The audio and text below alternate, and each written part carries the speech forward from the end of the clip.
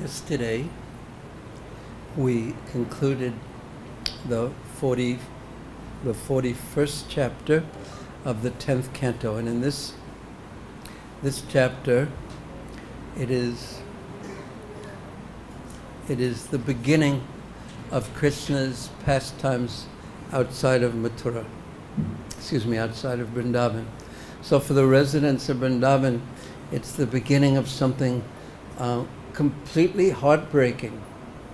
Of course, their heartbreaking is a different form of ecstasy, because their heartbreak about Krishna's presence being absent, because Krishna has left Vrindavan, has caused them to think even on a deeper level about Krishna, more intensely about Krishna.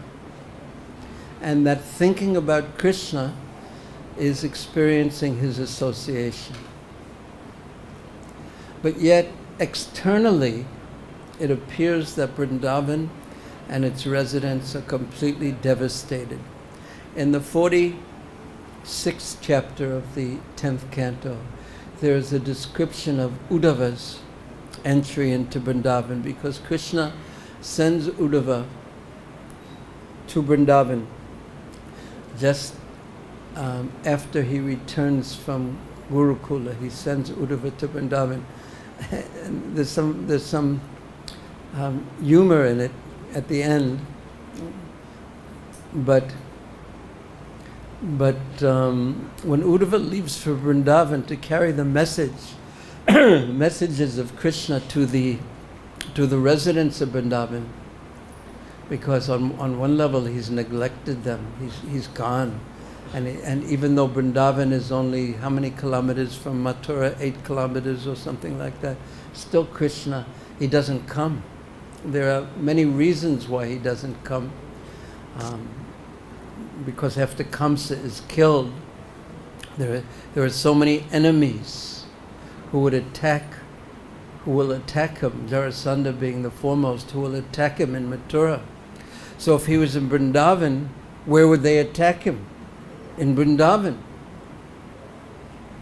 So this is one of the external reasons why Krishna didn't return to Vrindavan. But for the residents of Braja, for the residents of Vrindavan, there was no reason that was sufficient. Maybe we could put the volume down a little bit.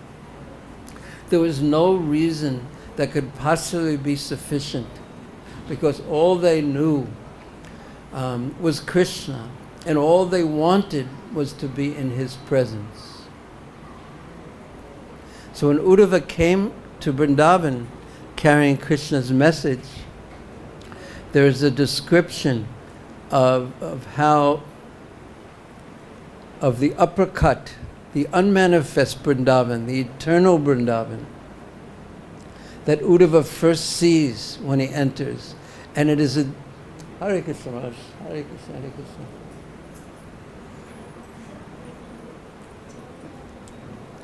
And it is blossoming. The land is blossoming. The people are blossoming with happiness. And the animals even are blossoming with happiness. And then that curtain of Yogamaya this way is withdrawn.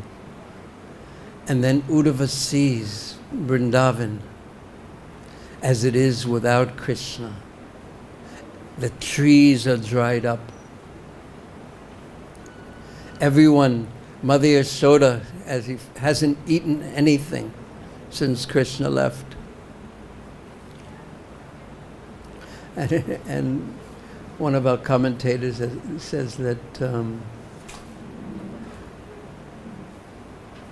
that Mother Yashoda, she's pining away. She's thinking, when will Krishna return? This is the only thought that enters her consciousness. When is Krishna coming back? She hasn't eaten. And when Uddhava actually enters into the house, they have nothing to offer him to eat even, because no one has eaten anything since Krishna's left.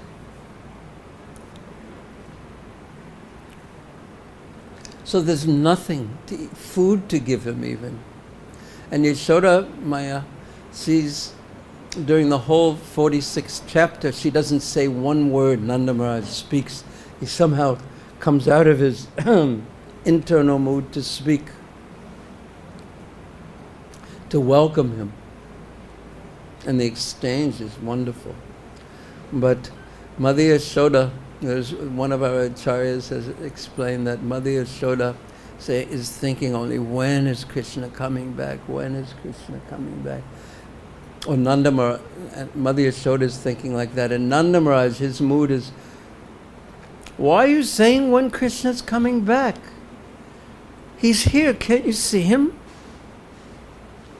So in his ecstasy, he can't tolerate Krishna not being there, so Krishna manifests. And it's actually said by Srila Vishwanath Chakravarti Thakur that only a few of the residents of Vrindavan were actually experiencing that Krishna wasn't there. Everyone else was experiencing, Krishna's right in front of me.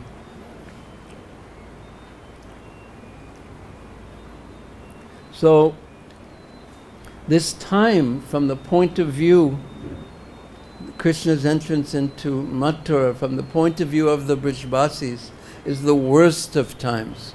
But from the point of view of the residents of Mathura, finally, their time has come. Krishna, who they've heard about, has finally entered their land, their city. And all the residents of Vrindavan, Mathura, their fear of Kamsa, which had stopped them from going to Vrindavan to see Krishna, who they were hearing about, it immediately vanishes in the presence of Krishna. Just like darkness vanishes with the presence of the sun. And immediately, just by seeing Krishna, they immediately, in their different relationships, fall in love with him, or their love for him that had been developed by hearing about him or by seeing him before, like Sudama, the flowers, it blossoms still further. So these different exchanges that we are hearing about is Krishna. He has left Akrura, and he will visit Akrura's house. Does anyone know what chapter of the 10th canto he visits?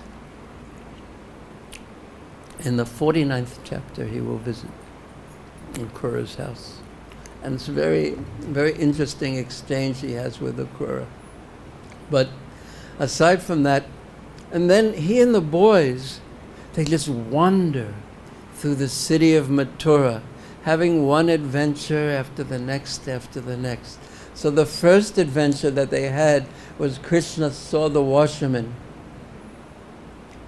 And the washerman, Krishna gave him the only auspicious thing, Srila Vishwanath Chakravarti Thakur said, the only auspicious thing that had happened in this washerman's life was that moment when he saw Krishna.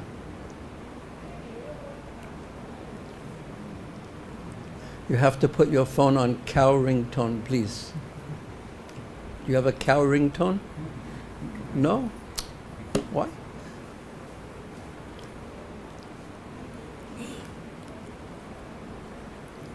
Everyone put your phones on cow ringtone. Either that or ban karo. So the first adventure was with the Rajak, the washer and dyer of clothing, and we spoke in detail about that last week, and Krishna killed him because he was demonic by nature and he insulted Balaram.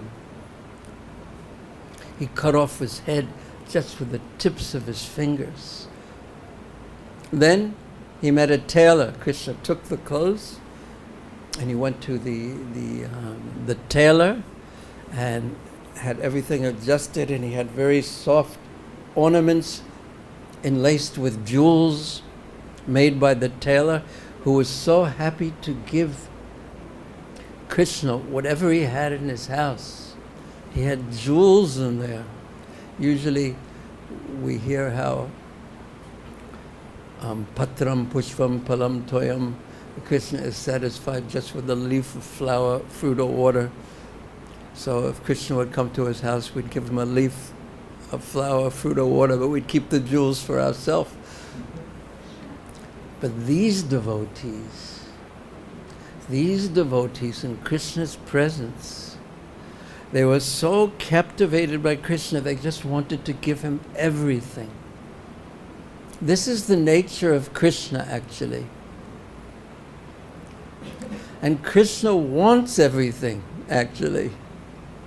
But he took everything from the tailor, but he gave him so much more.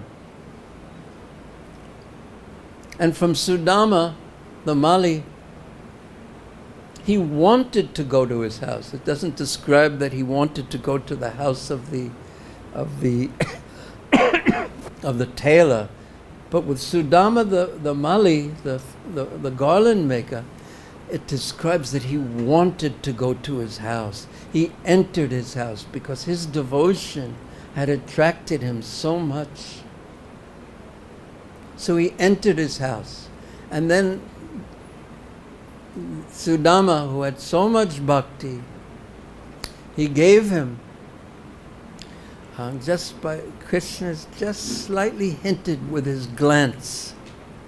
Just with his glance, he hinted, there's a garland here that I want. Because after all, Krishna being Natabara, a very, very fancy, dramatic dresser, where likes to wear fine clothes, he likes to attract everyone.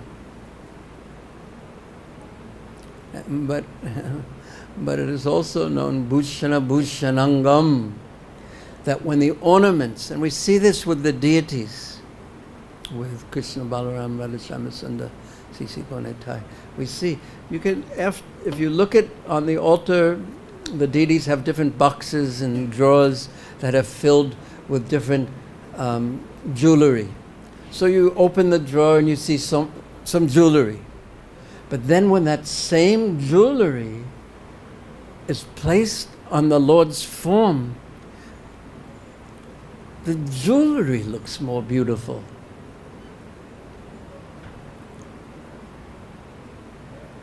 And if you take off all the jewelry from the Lord, he looks so beautiful. If you take off all the decorations, he looks so beautiful. You put them on, and he looks so beautiful. And you don't put them on, he looks so beautiful. Just different varieties of beauty. Because he's unlimitedly beautiful. So Krishna, after being dressed very nicely, in very fancy clothes, not village clothes, but fancy clothes, because he was going to enter the arena of the wrestling arena and wrestle with Chanora, Balaram with Mastika, and he was going to kill Kamsa.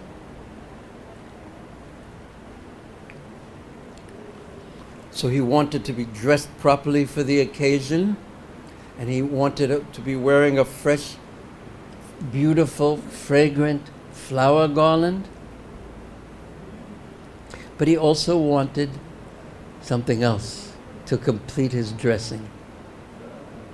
And that was, he wanted different ointments and different decorations. And it describes that he had different decorations placed on his face, his cheeks, his chest, his arms. He wanted these different colors. So we see the deities, and sometimes they have very, very, very intricate, different. What's the Sanskrit for it? what is it called? The abharanam. Is that right? For the decoration as opposed to the shringa, which is the decorations with the no pujaris. Huh? Gopi dats. That's not the Sanskrit word I was looking for.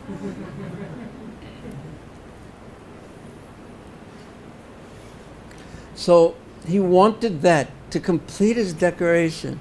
So when he walked through the streets, everyone would think, wow, look at him. Look at this beautiful boy that we've heard about. We've heard that he's so beautiful, but look at him. He's still more beautiful. He's beauty personified. So after leaving the florist's place, what was the florist's name? Krishna and Balaram saw a hunchback young woman, a hunchback. The Sanskrit for hunchback is kubja. So kubja, he saw her. What's the Hindi word? Kubri, same. Carrying a dish of sandalwood pulp. She was carrying this through the streets. Now, since Krishna is the reservoir of all pleasure, and the Sanskrit word, we'll read the verses after, he is called Rasaprada, that he gives rasa. That's the meaning. So in this pastime, Krishna is going to give different kinds of rasas to different kinds of people. He's going to give Kubja ecstatic conjugal love for him, that mood. He's going to give the cowherd boys the occasion for hasiras, to laugh and laugh and laugh. And he's going to give the people in general the rasa of astonishment, because they're going to be astonished when they see what Krishna does to this hunchback lady. So he wanted, since Krishna is the reservoir of all pleasure, he wanted to make all his companions joyous by cutting a joke with the hunchback woman. He wanted to make them laugh, because this is the main things that boys, when they're playing, they like to fight, they like to laugh. They fight, they laugh, they fight, they laugh. They play this game. They have friends, they have enemies, they laugh, they tease each other, they laugh, they laugh, they laugh. Just joking and playing, completely anxiety-free. Just playing. So Krishna wanted to make his companions joyous. He wanted them to taste hasyaras. So he made a joke with the hunchback woman. He addressed her, "Oh, tall young woman, who are you? Tell me who are you carrying this sandalwood pulp for in your hand?" Now Krishna said something very similar to the washerman, the Rajak. He said something similar. He said, "You have all this cloth. I think there is no one more suitable for wearing this cloth, this wonderful cloth, than myself and Balaram." So he tells, and then the washerman said, no, you foolish young boys. This cloth is meant for the king. And if you want to wear the king's clothes, look at who you are.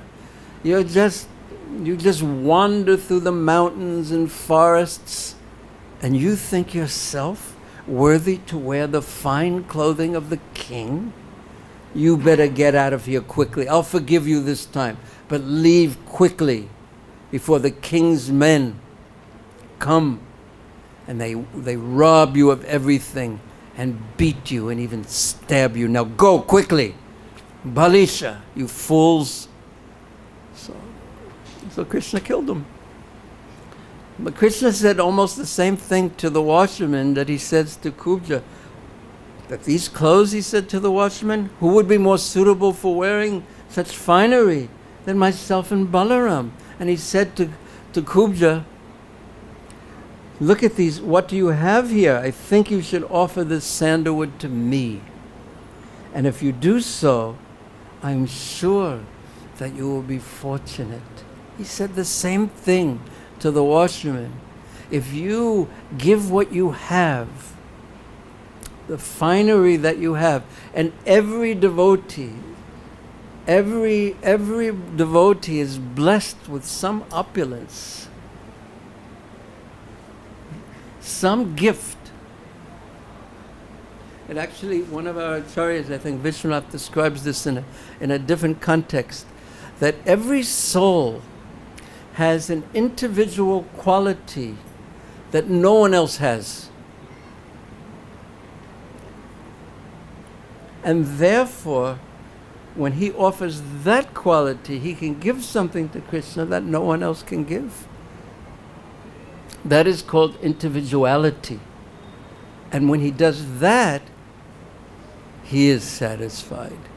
And of course, when it is given with devotion, then Krishna is satisfied with devotion. Otherwise, what need does Krishna have for anything? Everything is already his. He's Sarva Ishvara Parama Krishna. So everything is his. So I am sure, he said, if you give what you have, even though you are a hunchback lady, if you give what you have to me and my brother Balaram, I am sure that you will be fortunate. And I saw that Srila Prabhupada had that same conviction. That same conviction that Krishna had. Because he always told us, just give, serve Krishna. Sarvadamam pratyajam mamekam. And if you just serve Krishna, then you will become fortunate. And aside from service to Krishna, what is fortune in this world? What is shubh, ashubh? What is misfortune in this world on the material level? It is all ashubh. It is all inauspicious, the material world. The good and the bad ultimately just cause difficulty in this world. Something good happens to us, then naturally we become attached to the good that happens to us, and also naturally we lose the good that happens to us. It has to happen. It must happen. It does happen. So therefore, the thing that causes you the happiness must also cause distress. It must. That's like the head, there's a coin. It has one side on one thing, the head, and the other side is the tails. You can't have just one side. You have to have both sides. So that's the very nature of the material world. Misfortune. It is very hard for most people to accept this.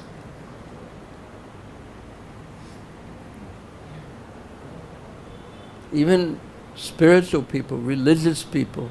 But no true spiritual path, no true religious path ever says that the purpose of this path is to enjoy in this world. It is, no, that's, as Prabhupada would say, that is bogus. It is not true. So Krishna and Prabhupada and the followers of Krishna and Prabhupada, they all say this point. If you offer your sandalwood, whatever you have, whatever ability Krishna has given you, whatever opulence you have to Krishna, then you will become fortunate.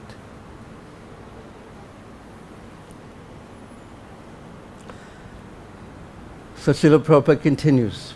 Krishna is the Supreme Personality of Godhead, and he knew everything about the hunchback. He asked her so many questions, but he, of course, already knew the answers. By his inquiry, he indicated there was no use in serving a demon. she would be better to serve Krishna and Balaram and get an immediate result of the service. So Krishna is going to give her an immediate result of the service that she performs. And that is that he's going to straighten her hunchback and make her a tall and beautiful young lady. But let us go back and go over the verses here.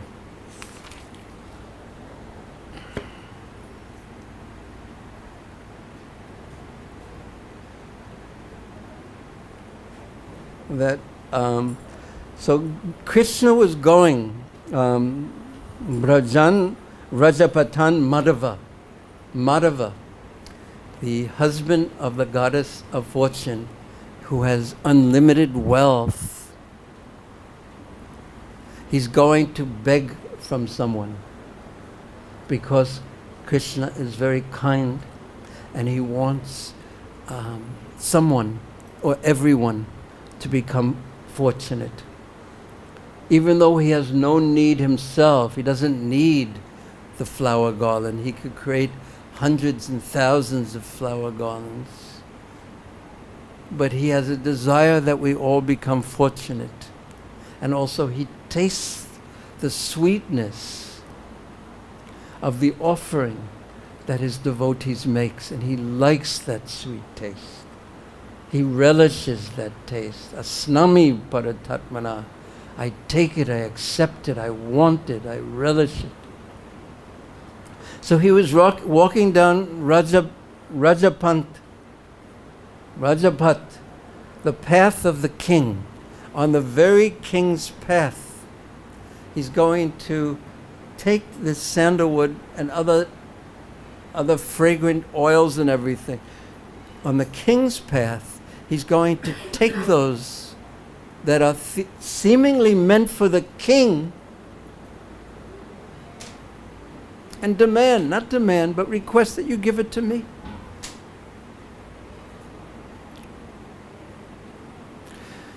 Krishna, of course, is not the thief. Of course, Krishna is the thief, but and he's going to do some very good stealing and dealing with Kubja too. He's going to immediately steal her heart. But Kamsa was actually the thief. He stole the kingdom. And he put his father, Ugrasena, in prison. The actual king. So on the king's path, Madhava, the goddess of fortune, he saw this Kubja, this Striyam. He saw this woman holding this ointment for the body, Vilep, Anga Vilep, that's meant for decorating the body. It was sandalwood pulp. And he saw her, Kubja, who was a hunchback. Yuvatim, she was young, Varananam, but she had a very attractive face. But she was a hunchback, but she was still young and attractive.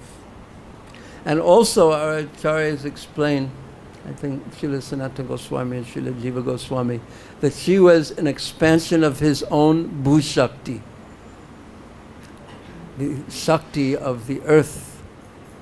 And she was going, and also an expansion of Satyabhama Devi, who was Krishna's wife, the Bhushakti.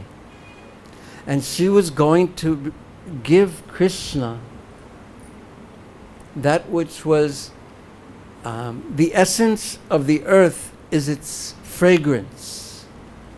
So she's going to give Krishna what the earth has, which is fragrances,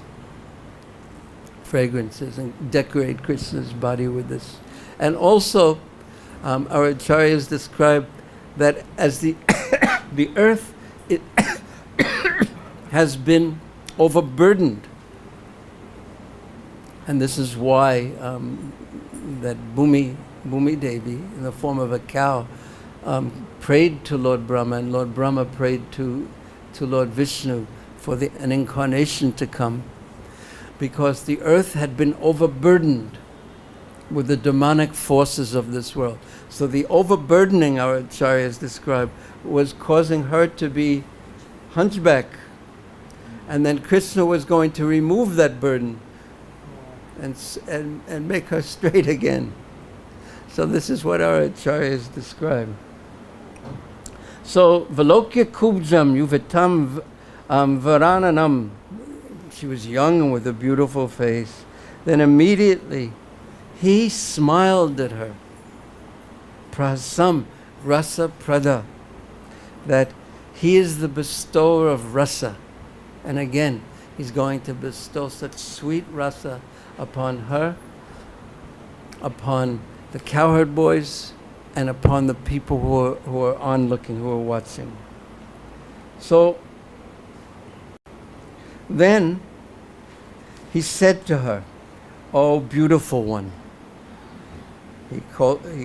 Oh, beautiful one. This ointment that you have, this sandalwood that you have, who is it meant for? Who are you? Who is it meant for? Please tell honestly. Angavalepam uttamam.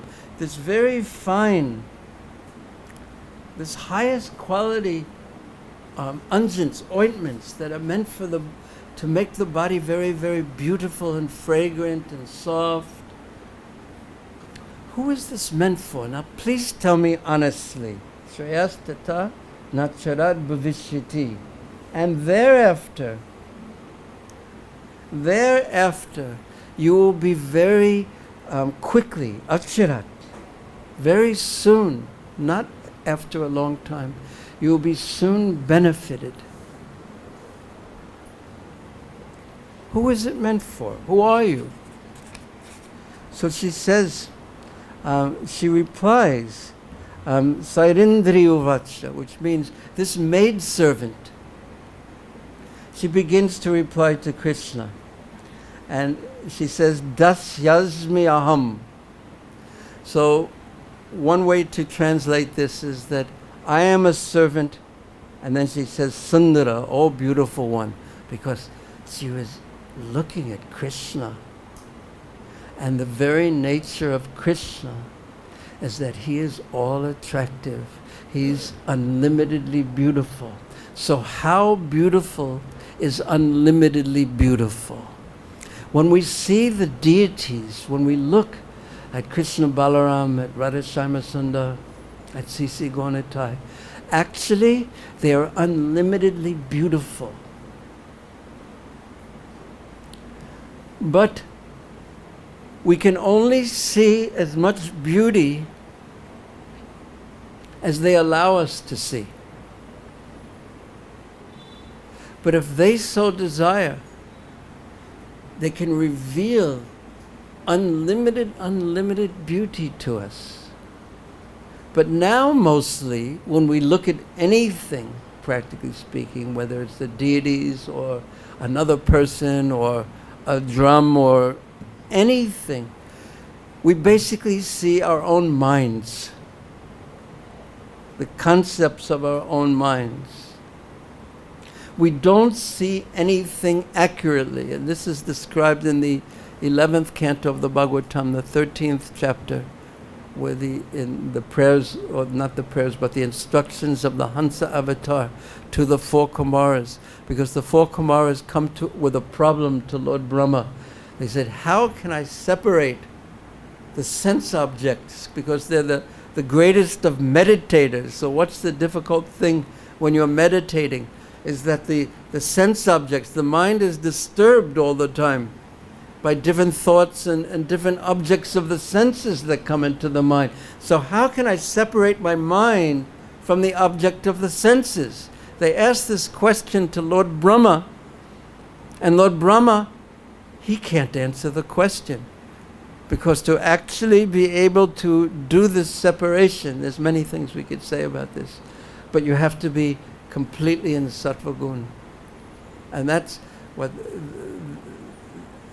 the essence of what meditation is, and why when we're trying to meditate on the holy names of Krishna, when we're chanting japa, or any meditation. Why is it so hard? It's because the mind is jumping like a monkey. Yes, just what I was thinking of.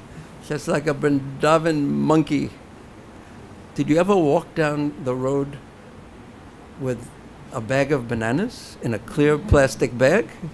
No. I did that one time when I first came to Vrindavan many years ago in Keshigat. And I was attacked by monkeys. But I beat them off. But now they're more expert, or they're heavier. But in any case, the mind is like that. It's so full of passion and ignorance that it's so hard to simply hear the Krishna's holy name when we chant. It's so hard to be in the present. What am I doing now? I'm hearing Krishna's names. I'm not doing anything else. It's so hard to be in the present, which means the mode of goodness, sattva gun, because of tama and raja guns. So this separation of the, or basically, again, the point being that we're seeing, not when we look at the deities, when we look at anything, we see with the overlays, the coverings of the modes of material nature over our minds.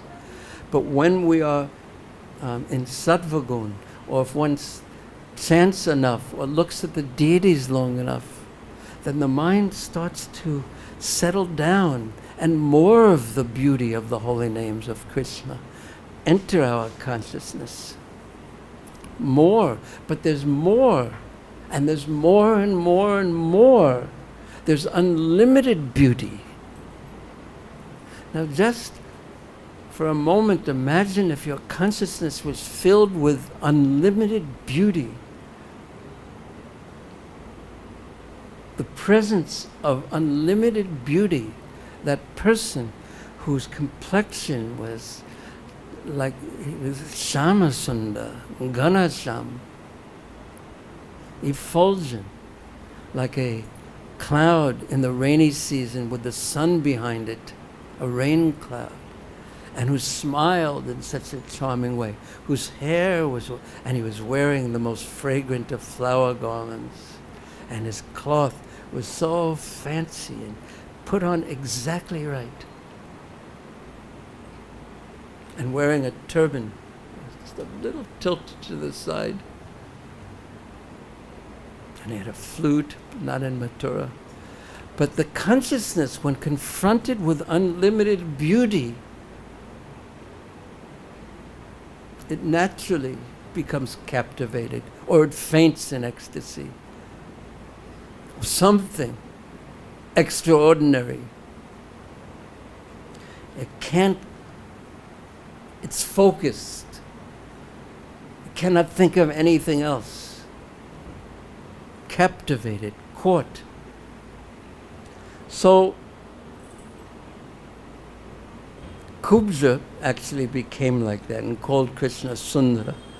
And remember, Krishna is there with his elder brother, with Dauji, and all his friends, and Sakyaras, and the relationship of an elder brother which has Vatsalya Ras in it, parental affection. It doesn't match at all with the relationship of Madhurya Ras, Shringara Ras. So immediately there's an awkward situation that's formed, but she doesn't care. Why doesn't she care? Because her consciousness is completely captivated by Krishna.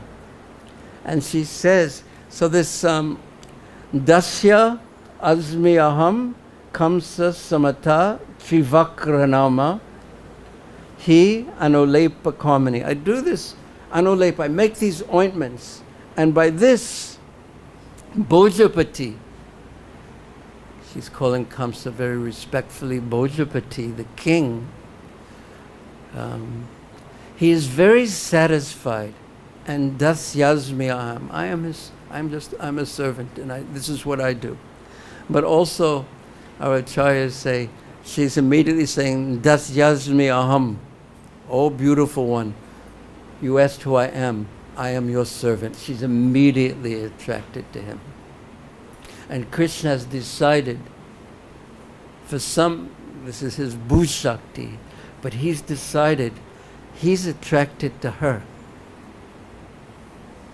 And he's decided, rasaprada, to give her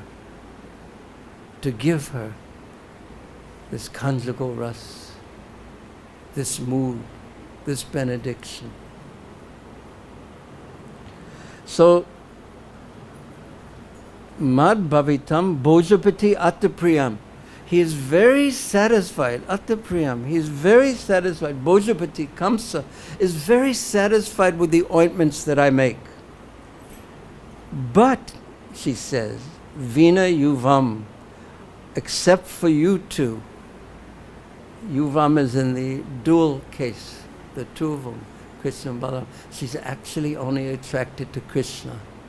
But being a little bit shy and clever, she says, but I want to give it to you too, both of you, to cover her attraction to this Shama Sundar, to Sundara, who she says.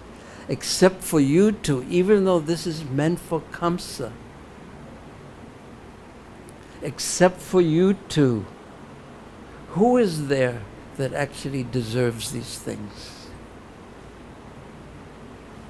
So this is a turning point, just bringing it back to a conditioned soul, a soul in this world who is trying to become happy by serving another, serving his own body with whatever gifts and abilities that he or she has. But who is more worthy of giving something to, our gifts to, than Krishna and Balaram? So the translation here is, the maidservant, Kubja Trivakra, who was curved in 3 places. And Krishna is also curved in 3 places. She said, "Oh, handsome one, I am a servant of King Kamsa, who highly regards me for the ointments I make. My name is Trivakra. Who else but you two deserve my ointments, which the Lord of the Bhojas likes so much?" And then the next verse, Rupa Pashala Madhurya Hasitalapa Vikshita. So Peshala means charmed. Remember, Krishna is standing right in front of her. She's walking, and Krishna walks over to her and says, "Who are you? Oh, beautiful one."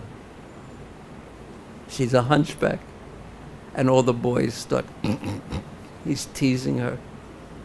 But he wants something from her. Her mind, Pashala means charmed, enchanted. Hindi?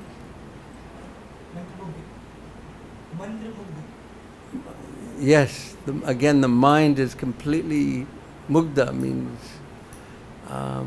yes, brought out from its regular state by his rupa, madhurya, his form, his sweetness, hasita, his smile. Maduram, maduram, itaroho. His smile is so captivating. And it is said it's Madhugandhi. It has, and Madhugandhi Mridu Smrita. His smile is mridu, very, very soft, very, very soft and subtle, like the fragrance of honey. Now, when we think of honey, we don't usually think of its fragrance. We think of its sweetness. But like the Krishna smile, Madhu Smrita is like the fragrance of honey. Very, very subtle, but very, very sweet and special. So she was completely captivated by his form, his sweetness, his smile, and his sweet words, because he did speak in such a way to charm her. And Vikshita, the way he was glancing at her out of the corner of his eyes. So Krishna's eyebrows are considered like bows. And actually when Krishna entered Mathura for the first time, he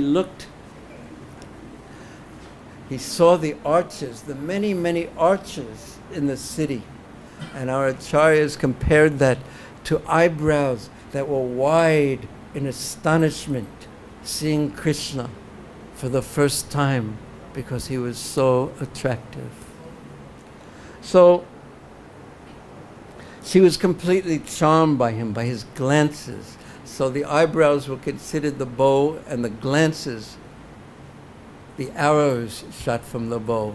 And shot by the arrow of Krishna's glance, no one survives. So then Darshitatma Dadal Sandram Ubayor Anulepanam. So being completely captivated by Krishna and Balaram's beauty, but especially by Krishna, she gave them the ointments that were meant supposedly for King Kamsa. Of course they were actually meant for Krishna. She said, as the purport says from quoting the Vishnu Purana, "Please take it. Please take it. This is my greatest fortune." As we were mentioning yesterday, speaking about the meaning of the Mahamantra, that Prabhupada gave us, that simple but wonderfully deep translation of, "Please accept me as your servant. Please allow me to serve you. Please accept me as your servant. Please take this service. Please take this service. My humble service, I can't do very much. I am very little soul, but please accept this. This is my humble request." And then that's why Krishna says, "Patram pushpam palam tam yomam bhakti prayachati."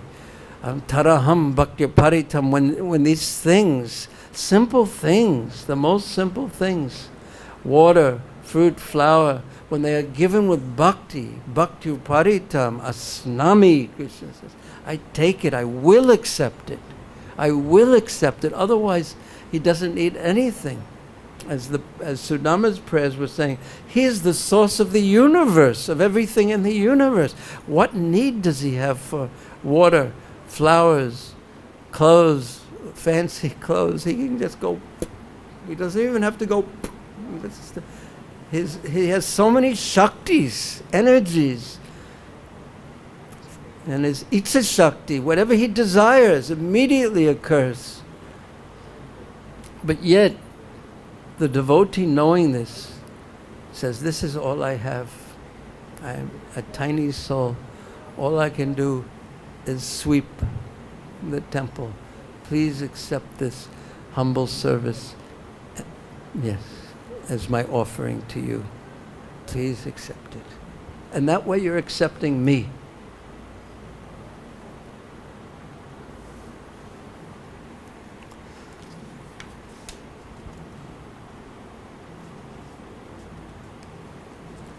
We'll read one more verse.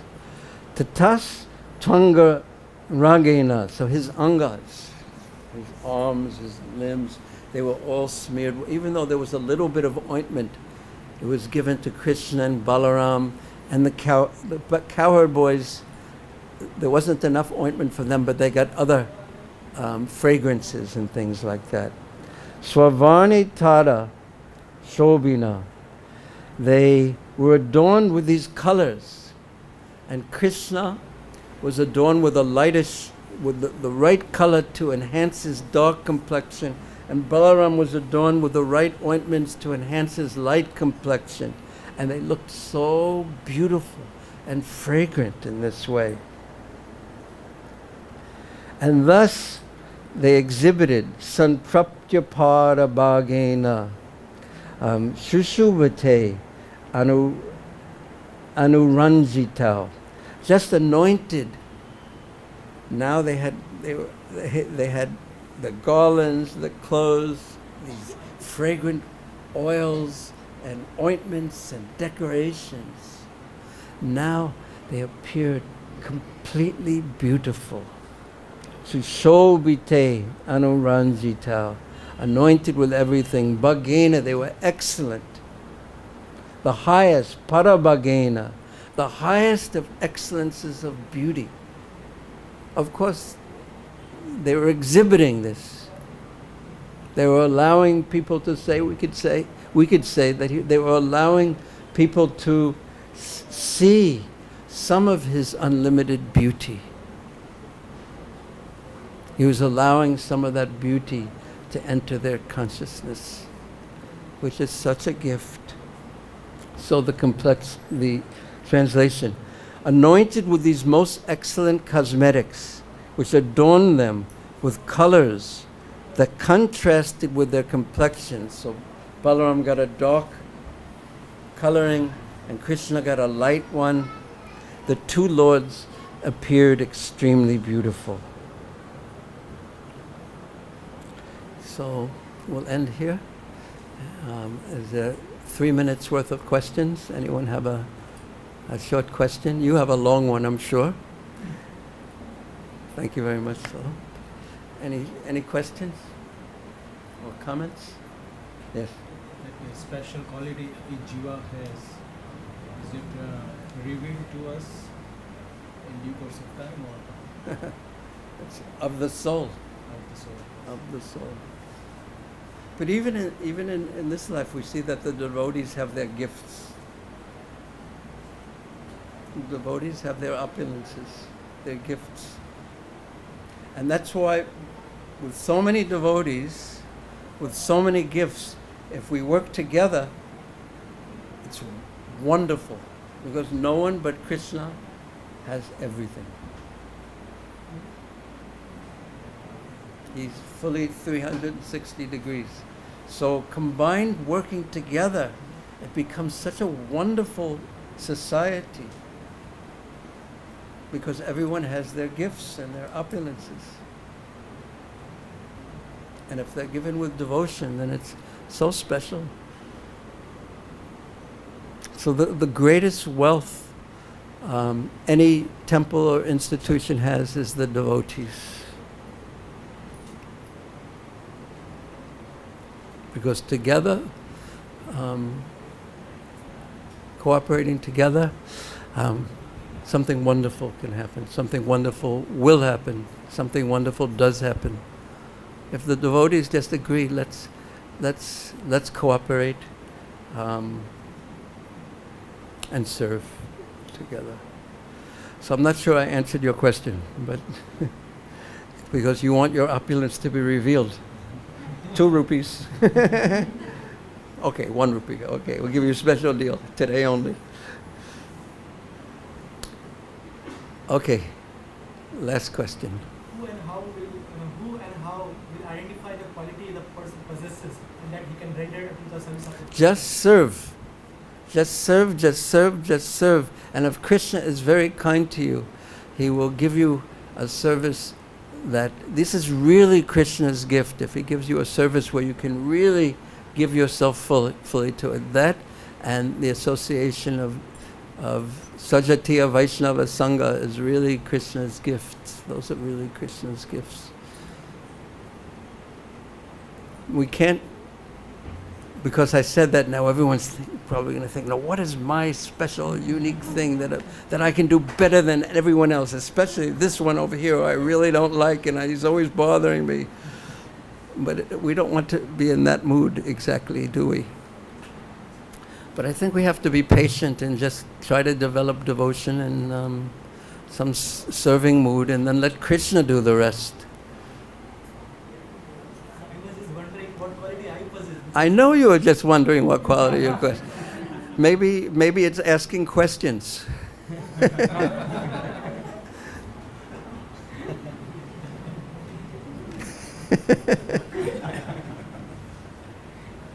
But it's something wonderful. Okay. Hare Krishna. Srila Prabhupada ki jai. Krishna's walked through the streets of Mathura ki jai. Srimad Bhagavatam ki jai. Srila Prabhupada ki jai. Srila Prabhupada Bhaktivinoda ki jai. Nitai Gaur Premanande.